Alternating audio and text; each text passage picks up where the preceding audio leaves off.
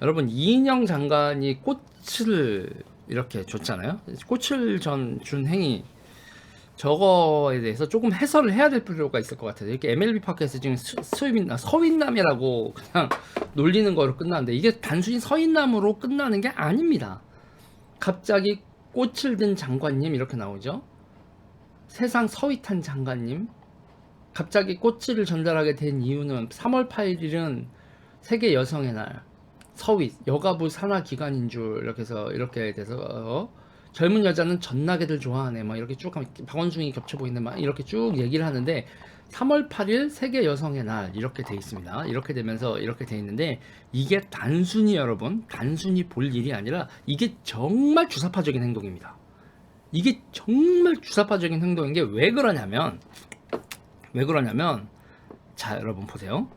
3월 8일이죠. 3월 8일이 세계 여성의 날인데 3월 14일에 여러분 뭐가 있습니까? 3월 14일이 화이트데이죠. 화이트데이. 화이트데이하고 세계 여성의 날이 여러분 비슷해요. 3월 8일하고 그래서 이게 어떤 거냐면요. 화이트데이는 뭐죠, 여러분? 자본주의가 낳은 뭐 이런 소비문화다. 절대로 이렇게 이렇게 아름다운 풍습이 아니다 이런 거예요, 이게. 그래서 옛날 386들 사이에서 386들 저 시절에 화이트데이의 그 서양 문물, 그 제국주의 문물에 우리가 찢을 수 없다라고 해서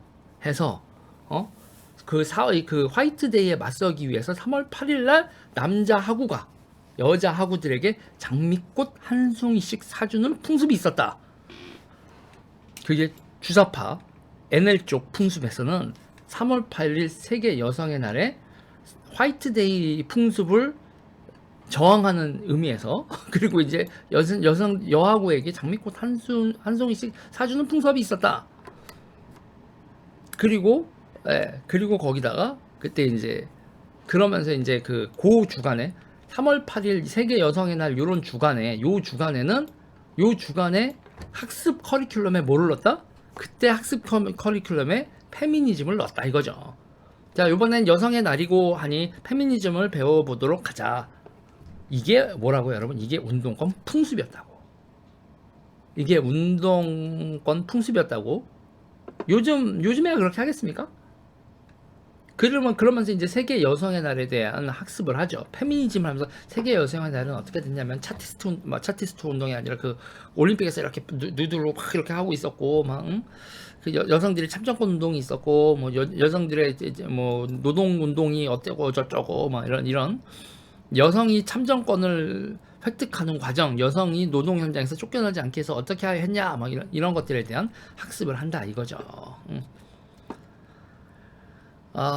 그러고 이제 그때 이제 보면 그런데 그때 되게 웃겼었던 게 뭐냐면요. 여학생은 총학생회장이 되는 일이 없었거든. 그래서 여학생회가 따로 있었어.